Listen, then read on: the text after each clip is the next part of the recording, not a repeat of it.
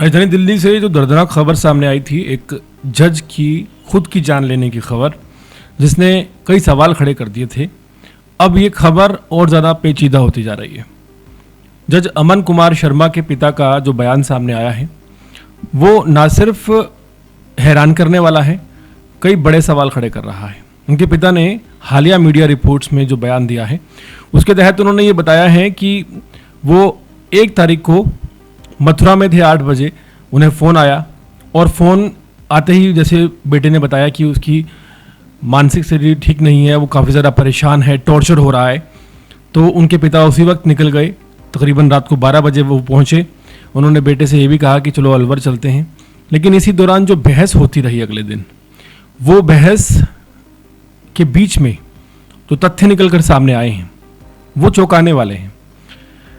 जज अमन कुमार शर्मा के पिता का कहना है कि पहले वो अलग अलग कमरे में सो रहे थे, लेकिन जब बहस हो रही थी उस वक्त वो दोनों एक ही कमरे में बैठे थे जिसमें अटैच बाथरूम था। और उस बाथरूम की जो कमरे की चिटकनी लगा के जब ये दोनों बहस कर रहे थे और जिस वक्त ये हादसा हुआ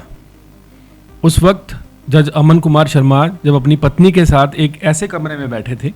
जिसमें अटैच बाथरूम था। 1.5 घंटे तक बहस होती रही, विवाद होता रहा और कलेश होता रहा, लेकिन जो चाबियां हैं बाथरूम की वो दरअसल ना तो अमन कुमार शर्मा के पिता को बताया गया कि बाथरूम लॉक कर लिया गया है और ना ही पूरी सूचना दी गई। इस मामले में हैरानी इस बात की है, जिस तरह उनके पिता ने दावा किया है कि 1.5 घंटे तक अगर एक पति पत्नी के बीच में बहस चल रही है और एक पति अपनी पत्नी की चुन्नी लेकर बाथरूम के अंदर जाता है, और ये सब 1-2 मिनट की बात नहीं है, 1.5 घंटे का वाकया है, और पत्नी को पता है कि माहौल गर्म है और कुछ भी हो सकता है, लेकिन सोचिए कि पत्नी 1.5 घंटे के अंदर ना शोर मचाती है। सबसे पहली चीज़ है कि बचाने की कोशिश, ना बचाने की कोशिश करती है जैसा कि पिता ने दावा किया, ना ही शोर मचाती है, ना ही दरवाज़ा खोलती है, ना ही उस पिता को बताती है जो पिता बेटे के फ़ोन करने पर बुलाने पर आया है जब बेटे ने कहा कि जीना मुश्किल हो गया है, और तमाशा देखती रहती है। और तो और इसमें सबसे बड़ी बात तो जब अमन कुमार शर्मा के पिता ने कही है कि वो चाबियां लेकर अपनी बहन और अपने चाचा के साथ चली जाती है। सोचिए क्या मानसिकता हो गई है। एक तरफ वो लोग हैं जो फेमिनिज्म को बहुत ज़्यादा सपोर्ट करते हैं,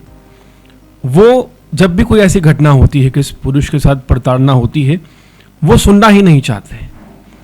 उन्हें अगर आप कहें कि किसी जज ने सुसाइड कर लिया है या किसी और शख्स ने खुद की जान ले ली है और बहुत प्रताड़ित था,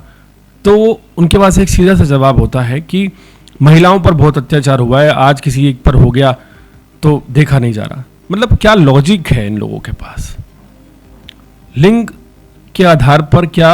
अत्याचार करना और होने पर खुशी भी जाहिर की जा सकती है?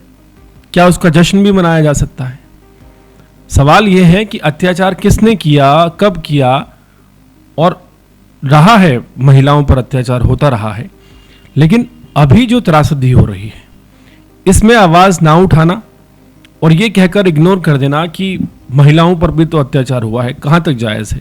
और ऐसी एक मानसिकता नज़र आती है जिस तरह का दावा जज अमन कुमार शर्मा के पिता ने किया है कि एक पिता परेशान थे, बेटा परेशान था, 1.5 घंटे तक बहस होती रही, वो बेटा अपनी पत्नी की ही चुन्नी लेकर बाथरूम के अंदर गया, बाथरूम कमरे में अटैच था, ना बाथरूम खोला गया, ना कमरा खोला गया,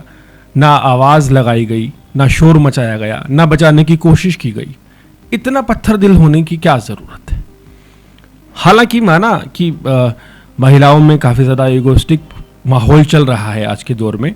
लेकिन सोचिए कि जब किसी का इतना बुरा वक्त आ जाए, कोई ऐसी सिचुएशन आ जाए, तो शायद कोई किसी दुश्मन की भी मदद कर देता है, और ऐसे में इतना इग्नोरेंस दिखाता है कि एक ट्रैक पर चला रहा है पूरा मामला। पीड़ित पुरुष को पीड़ित समझना ही गलत माना जा रहा है। ये जो ट्रेंड चल गया है इसमें सबसे ज़्यादा हैरानी की बात यह है कि आज कुछ तस्वीरें सामने आई हैं, जिन तस्वीरों में कुछ समाज, आप कह सकते हैं सेवक या एनजीओ के लोग या पुरुष राइट एक्टिविस्ट उनके घर पहुंचे और एक पोस्टर आप देख पा रहे होंगे सोशल मीडिया पर, जिसमें जस्टिस की मांग की जा रही है। मतलब जस्टिस फॉर जस्टिस मांगने की नौबत आ गई है, बिकॉज वो एक पुरुष है। यहाँ